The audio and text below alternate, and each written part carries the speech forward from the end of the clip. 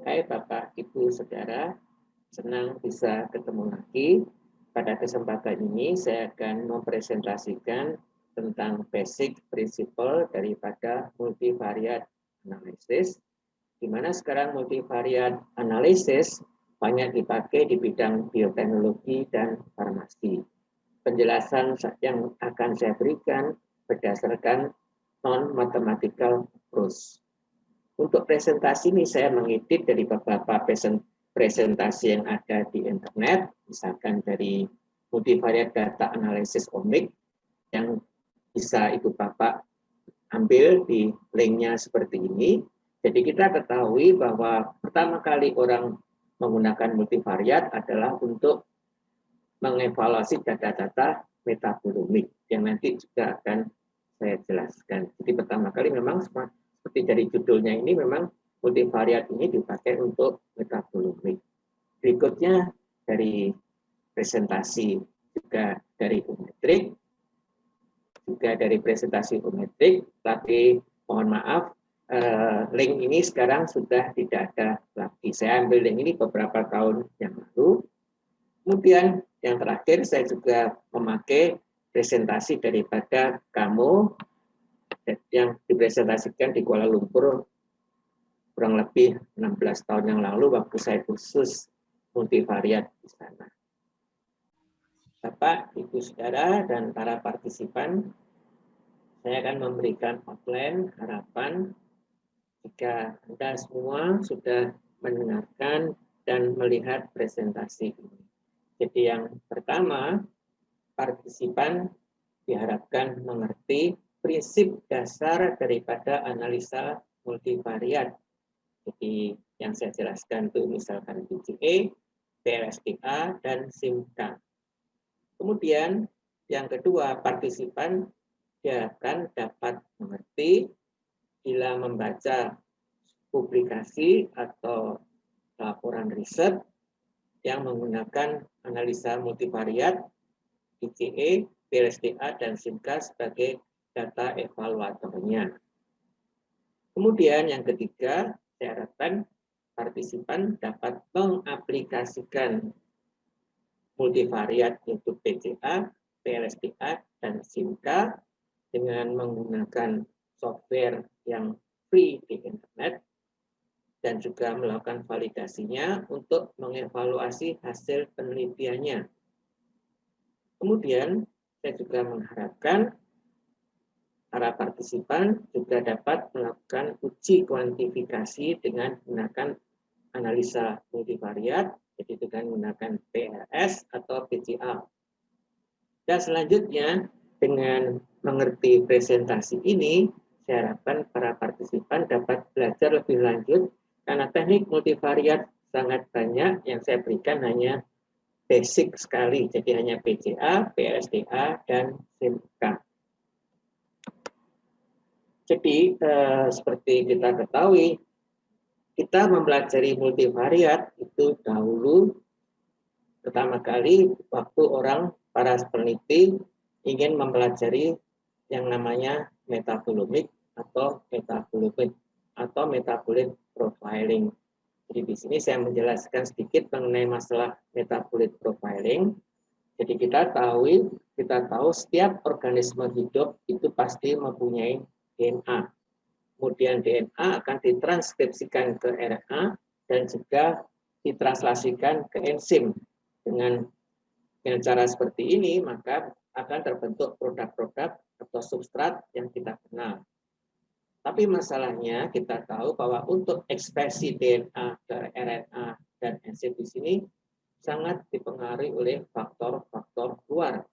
Jadi apa yang terbentuk pada organisme hidup, molekul apa yang terbentuk, itu selain tergantung pada DNA, RNA, dan enzimnya, juga tergantung faktor eksternya, faktor lingkungan di mana organisme tadi berada. Jadi di sini kalau bisa saya jelaskan lebih agak detail, jadi tadi kita bicara tentang genom, kemudian transkriptom, proteom, dan metabolom.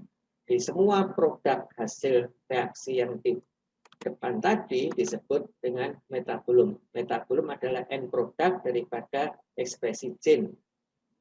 Jadi kalau dibalik kita tahu produknya, kita bisa menggambarkan bagaimana keadaan biochemical status daripada organisme tadi. Jadi bisa juga untuk melihat bagaimana keadaan DNA, RNA, dan seterusnya. Jadi sebagai contoh di sini, kita ada tanaman tembakau yang diganggu dengan atau diberi virus tertentu. Dengan diberi virus tertentu tadi pasti ada perbedaannya. Jadi pasti perbedaan yang dibuat. Jadi produknya pasti yang dibedakan. Produknya berbeda antara keadaan yang normal dan keadaan yang diberi virus. Nah, yang diamati itulah produknya bagaimana. Nah, itulah yang kita pelajari yang disebut dengan metabolomik. Jadi pada metabolomik itu, dan kita untuk mengamati metabolomik itu kita memerlukan beberapa alat kimia. Jadi alat kimia misalkan kita menggunakan spektroskopi NMR, kita bisa menggunakan mass spektrum, kita bisa menggunakan TLC, FTIR, Raman, dan sebagainya. Jadi ini yang kita bicarakan.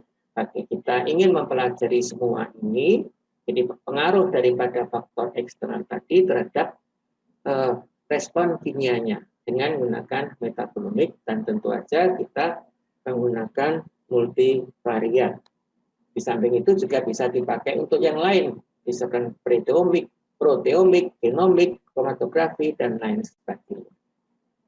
Ini adalah contoh profil HPLC High Resolution MS-MS dari suatu tanaman Justicia gendarusa. Jadi ada beberapa jenis sampel dari tanaman ini, misalkan yang di atas disebut sampel nomor 1, yang bawah sampel nomor 2. Kita lihat jadi di sini profil daripada kromatogramnya berbeda. Jadi pada masing-masing peak ini disebut nanti dengan variabel. Jadi kalau kita dibalik dengan mengetahui peak-peaknya ini, kita mungkin akan bisa menebak sampel yang mana. Juga contoh dengan menggunakan infrared. Jadi infrared di sini membedakan yang otentik dan yang palsu. Juga di sini kelihatan berbeda tertentu, dan tiap-tiap peak ini disebut variabel. Demikian juga kalau kita menggunakan thin layer kromatografi, bentuknya seperti ini, bisa dikonvert dalam bentuk kromatogram. Kromatogram kita bisa mengambil dengan program tertentu, program software, image software, dan bisa dikonvert seperti ini. Dan ini pun semua dimaksud peak-peak. Nah, itu yang kita pelajari menggunakan multivariat. Jadi dengan data seperti tadi kan kita kelihatan bahwa parameternya atau variabelnya kan banyak sekali. Jadi variabelnya banyak sekali. Tiap-tiap peak disebut dengan variabel tertentu. Jadi tiap-tiap peak seperti ini variabel tertentu. Jadi dikatakan multivariat karena variabelnya lebih dari 6 atau banyak variabel. Jadi variabel tadi merupakan peak-peak yang kita amati. Kemudian sedangkan yang observasinya, jadi jenis tanamannya, jenis selnya, itu disebut dengan sampelnya. Jadi di sini kita dengan N observasi berapa sampelnya, kemudian variabelnya seperti spektra tadi. Ini kira-kira data dengan yang disebut data dengan variabel banyak. Dengan variabel banyak tersebut akan lebih mudah dipahami apa yang terjadi, perbedaan misalkan tadi dengan menggunakan tanaman diganggu oleh virus dan tanaman tidak diganggu virus, itu menyebabkan perbedaan daripada produk yang diganggu. Produk yang diganggu tadi kelihatan daripada kromatografinya yang berbeda, peak-nya yang berbeda. Nah, peak itu yang diamati. Jadi di sini kita misalkan ada variabel 1, jadi variabel 1 dengan parameter yang waktu atau parameter yang lain, jadi variabel 1 diamati 2 variabel, variabel 1 dan variabel 2. Kelihatan kalau kita mengamati seperti ini seolah-olah tidak ada perbedaan.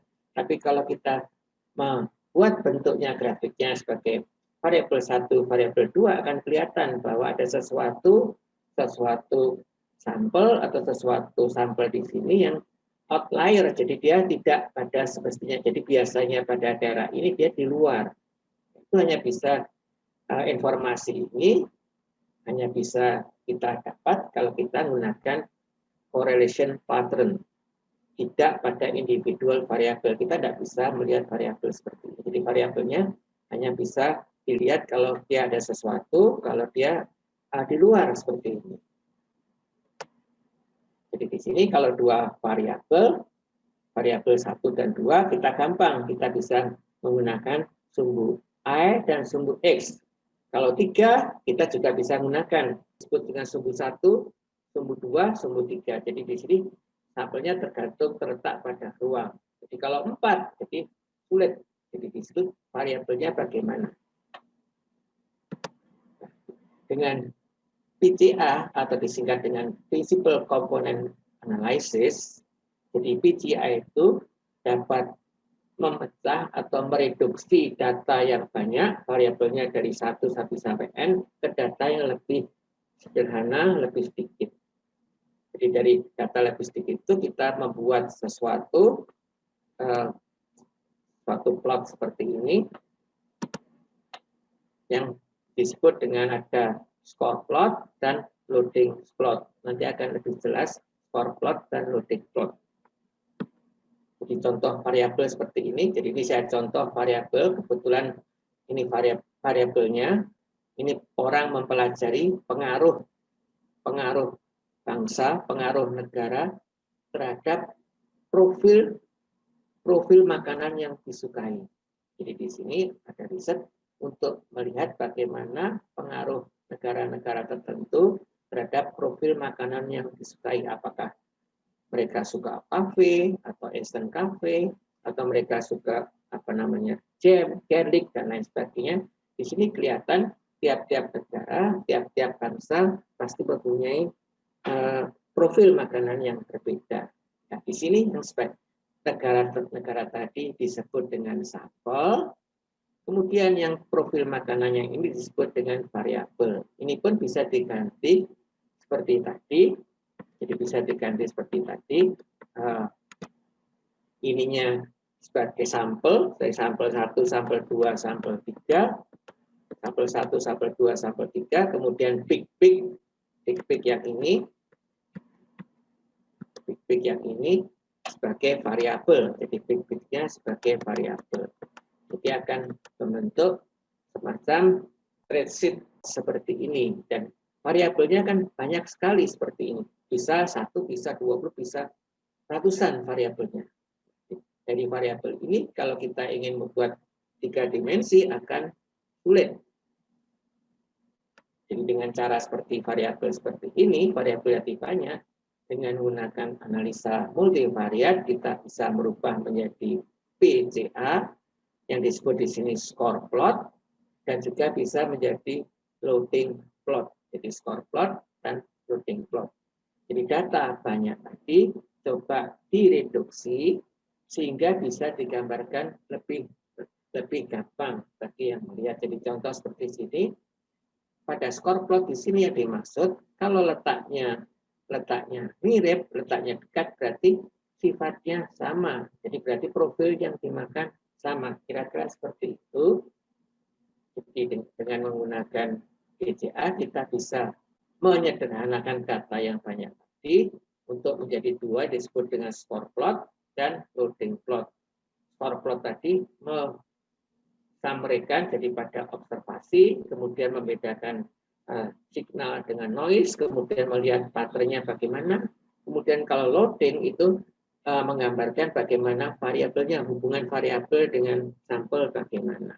Yang kita pelajari ini adalah hanya masalah seperti tadi, dari data kita bisa membuat PCA seperti tadi.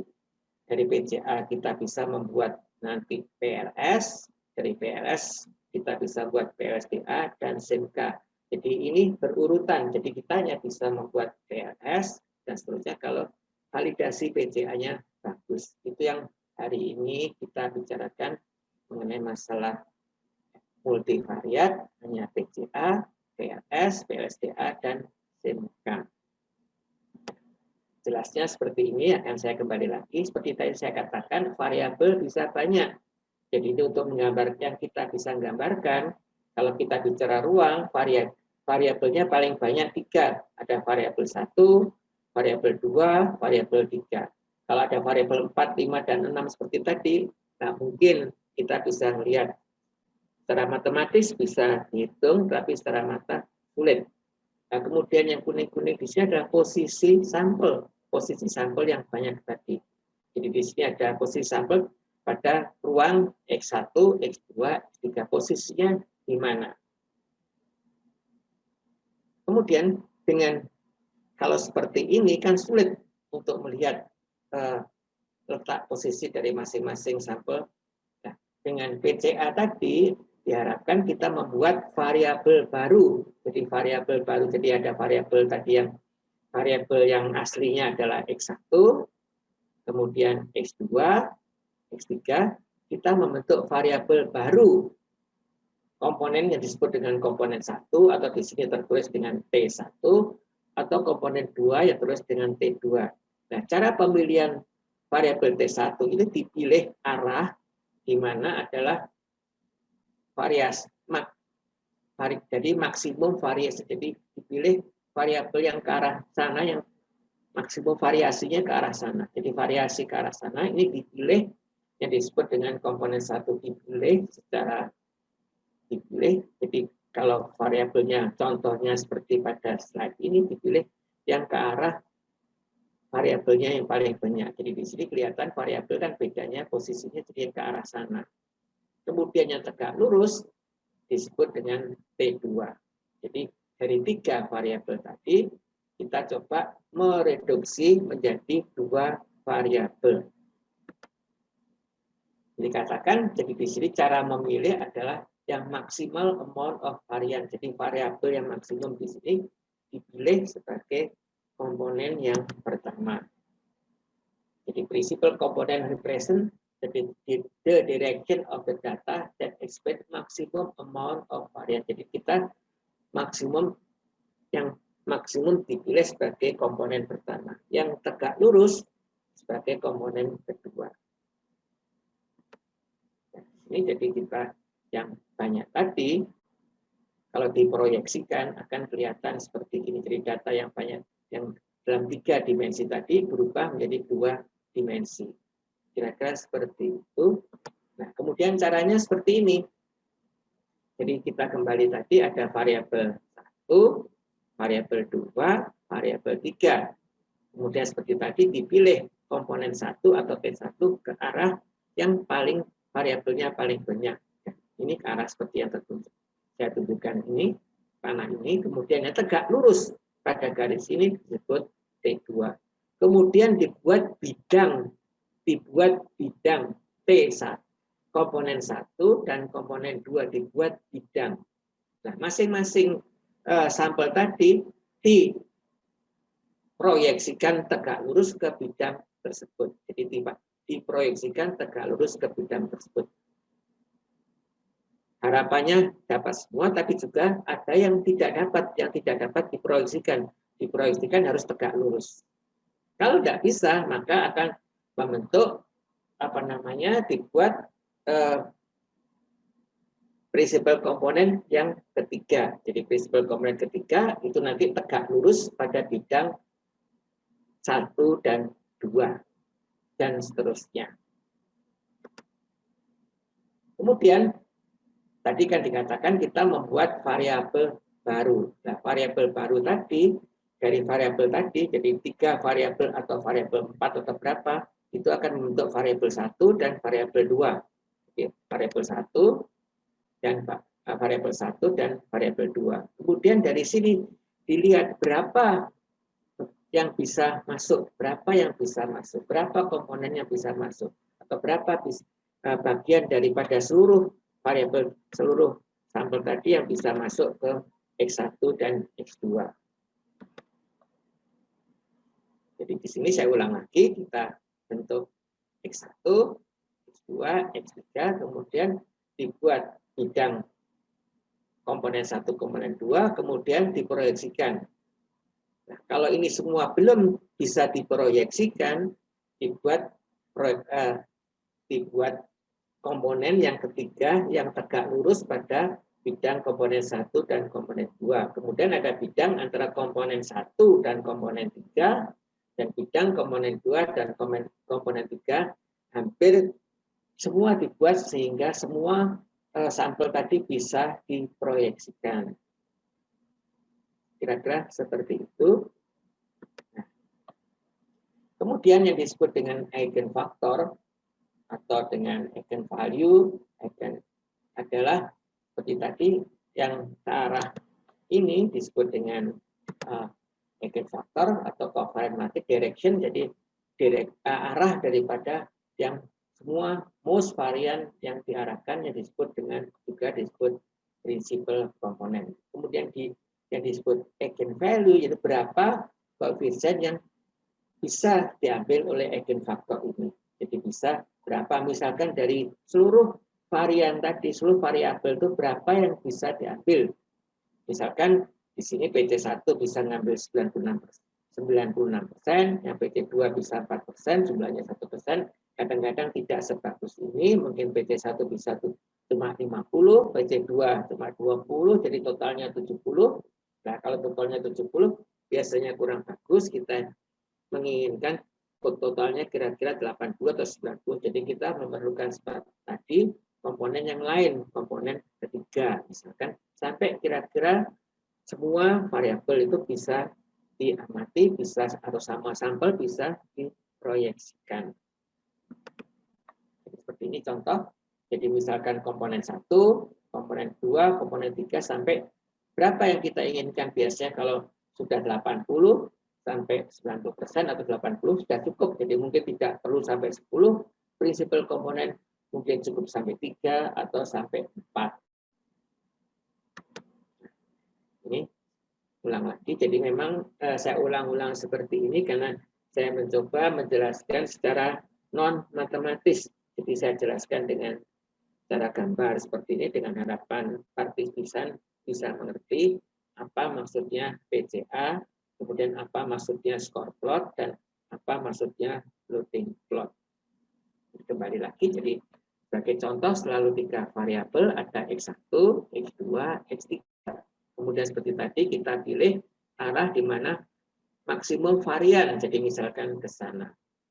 Di sini lebih teliti lagi, jadi di sini adalah rata-rata posisi daripada seluruh sampel tadi. Kemudian jaraknya ke statik jaraknya itu disebut distance, jadi dari jaraknya ini disebut dengan T untuk sampel A dan seterusnya. Jadi itu nanti bisa diproyeksikan ke jarak masing-masing ke antara sampel tadi dengan masing-masing prinsipal komponen. Nah, untuk variasinya bukan jaraknya, tapi adalah sudut antara variabel asli dengan komponennya. Jadi sudutnya yang dilihat posisinya. Jadi untuk variabelnya, kalau sampelnya tadi adalah jaraknya seperti tadi jaraknya.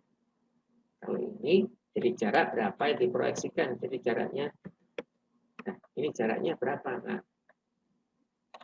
jaraknya berapa? Jadi kalau yang untuk variabel itu adalah sudut antara komponennya dengan variabel aslinya. Ada alfa 1, alfa 2, alfa 3. Jadi bisa digambar seperti ini. Nah, kita melihat variabel 1, variabel 2. Nah, bisa diproyeksikan bentuknya, posisinya seperti ini. Jadi dalam 3 dimensi atau 4 dimensi atau berapa dimensi variabel yang banyak tadi bisa diproyeksikan menjadi PC1 ke PC2, ini posisi dari variabelnya, atau nanti seperti tadi bisa PC1, PC3, dan sebaliknya. Ini disebut dengan loading plot. Jadi secara garis besar, secara non-matematis, dari sampel yang bisa ditunjukkan dengan peak-peak ini, peak-peak bisa peaknya kromatografi, bisa peak-peaknya IR, kemudian dari peak-peak tadi, sampelnya banyak, kemudian peaknya juga variabelnya, jadi peak di sini merupakan variabel, bisa dirubah menjadi yang namanya score plot, jadi posisinya disebut dengan score plot, di posisi sampel 1, posisi 2, posisi 3, posisi 4. Kemudian posisi dari variabelnya disebut loading plot seperti ini. Jadi maksudnya secara sederhana dikatakan kalau sampel yang posisinya dekat itu berarti sifat-sifat peak-nya, profilnya mirip. Ini contoh daripada sampel NMR. Jadi di sini semua peak disebut adalah variabel. Variabel. Nah, contoh di sini variabel jadi peak disebut, jadi makanya di sini variabel 1 misalkan yang untuk 1 ppm, variabel 2 misalkan 5 ppm dan variabel 3 7 ppm. Jadi di sini kan ada ppm yang menjelaskan posisi daripada peak-peaknya. Memang variabelnya banyak sekali. Nah, di sini sebagai contoh kita pilih 3, misalkan yang untuk 1 ppm, 5 ppm, 7 ppm. Yang bulat-bulat di sini adalah sampelnya atau observasi.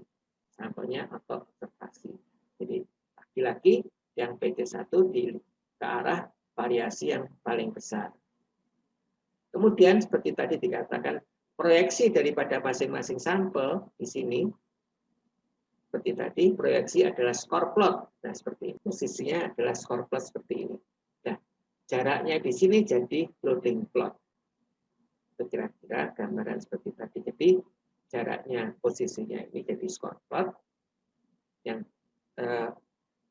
sudut antara komponen dengan variabel aslinya disebut kosinus alfa, nah itu untuk loading plot. Lagi-lagi kalau kita bekerja dengan kimia harus divalidasi. Jadi yang pertama kita harus menunjukkan, membuktikan bahwa koefisien varian dari variabel tadi, tidak boleh lebih dari 30%. Jadi maksudnya, jadi kalau kita tadi seperti ini ada variabel, masing-masing variabel. Kalau ini dihitung koefisien variannya masing-masing ini, itu tidak boleh lebih dari 30%. Kalau lebih dari 30%, berarti ada sesuatu yang salah pada variabel ini. Jadi harus dibuang sebelum bekerja lebih lanjut. Kemudian validasi yang kedua, semua quality control sample atau validation sample atau sampel yang sudah kita kenal, pada score plot harus menunjukkan tight clustering. Jadi maksudnya seperti ini. Nah, jadi disebut dengan quality control sample. Di sini jadi quality control sample itu harus mengumpul pada tempat yang sangat dekat. Kalau mengumpul pada tempat yang sangat dekat, itu artinya sifatnya sama. Kalau sampai quality control sample tadi tidak pada tempatnya, misalkan ada yang ke arah lain, berarti metodenya tidak valid. Jadi metodenya ada sesuatu yang salah, mungkin sampelnya yang kurang stabil, atau ada parameter yang kurang benar, jadi metodenya tidak valid. Jadi kita hanya boleh melanjutkan pekerjaan tadi, setelah kita membuat sampel seperti ini, kita hanya boleh melanjutkan ke pekerjaan berikutnya, membuat PCA atau membuat score plot atau loading plot kalau semua sudah memenuhi. Jadi yang pertama, koefisien varian kurang dari 30% dan terjadi tight clustering. Itu validasi validasi awal kalau kita bekerja multivariat. Sayang banyak publikasi yang tidak melakukan ini. Kalau kita tidak melakukan ini, maka tentunya ada sesuatu yang kurang benar. Jadi sekarang kembali lagi sudah jelas. Jadi kita dari data yang seperti ini, ambil contoh yang makanan ini, kita bisa menghasilkan yang namanya score plot dan loading plot. Jadi secara umum bisa saya jelaskan, yang dimaksud score plot tadi kan posisi letak daripada sampel. Dalam hal ini posisi daripada masing-masing negara. Jadi kalau letaknya dekat seperti ini, jadi Sweden dengan Denmark atau Italia dengan Spain posisinya dekat. Artinya apa? Artinya profil makanannya yang diambil mirip. Kemudian kalau kita bandingkan dengan loading plot, jadi bisa dilihat di sini, kalau Sweden dan Denmark itu pasti suka fish daerah-daerah sini, daerah-daerah sini. Kita bisa lihat, mudah-mudahan masih cocok. Sweden seperti ini. Sweden seperti ini, jadi dia kafe yang paling banyak. Tapi instan kafe enggak, tea juga banyak. Kita cocokkan, lihat Sweden, Sweden di sini kafe. Jadi dia kalau posisinya dekat seperti ini, jadi memang kelihatannya Sweden dan Denmark suka makanannya seperti ini. Ini contoh lain. Jadi di sini kalau seperti tadi dikatakan PC1, PC2 tidak bisa memenuhi semua, kita bisa melakukan PC1 dan PC3, PC1 dan PC3. Jadi di sini paling gampang, jadi misalkan seperti tadi, yang tidak jelas Spain itu pasti suka akan banyak garlic. Kita coba lihat Spain, garlic gimana? Nah, memang benar Spain hampir 90% suka garlic. Seperti itu. Jadi itu kalau kita hanya melihat seperti ini kan sangat sulit karena variabelnya banyak. Maka dengan menggunakan PCA kita bisa mempermudah, kita bisa tahu, oh kalau orang Spain sukanya garlic. Sebaliknya kalau kita bisa mengetahui profil makanannya, kita bisa menebak kira-kira bangsa apa. Atau dibalik, dengan mengetahui profil kromatogramnya, profil IR-nya, kita bisa menebak kira-kira sampel apa. Sebagai penutup pada bagian 1, untuk self-assessment, maksud saya apakah Bapak, Ibu, Saudara, Anda mengerti apa yang telah saya jelaskan. Saya akan memberikan soal, seperti yang kita lihat di slide di sini. Ini adalah score plot, ada prinsipal komponen analisis dari tanaman Fuchsia gandarusa sampel dari bermacam-macam sampel. Jadi di sini sampel ada dari daun, itu dari daun, kemudian dari akar, seperti yang tertulis di bawah, ada pucuk, ada kultur akar, kultur daun, dan sebagainya, yang diberi kode dengan kode R, S, ST, RC, L, dan sebagainya. Di sini adalah score plot, yang A itu score plot, yang B adalah loading plot. Score plotnya yang di atas itu PC1, PS PC2, yang di bawah PC1, PC3. Jadi yang A itu score plotnya, kemudian yang B adalah loading plot. Loading plot di sini adalah posisi sampelnya, jadi R, RC, dan seterusnya merupakan sampel, sedangkan nomor-nomor di sini adalah peak daripada kromatogram variabel, yang dimana peak kromatogramnya seperti ini. Jadi ada sampel 1, 2, 3, 4, dan 5. Masing-masing punya kromatogram dengan peak-peak yang berbeda. Nah, tugas Bapak, Ibu, Anda, Saudara mencocokkan dari sampel kode 1, 2, 3, 4, dan 5, itu mana yang R, mana yang S, mana yang ST, mana yang L, dan mana yang RC, berdasarkan data daripada score plot dan loading plot. Oke, Bapak Ibu, demikianlah presentasi saya pada bagian 1 ini. Dengan harapan Bapak Ibu bisa menjawab assessment ini, dan nanti kita ketemu lagi pada bagian kedua. Terima kasih.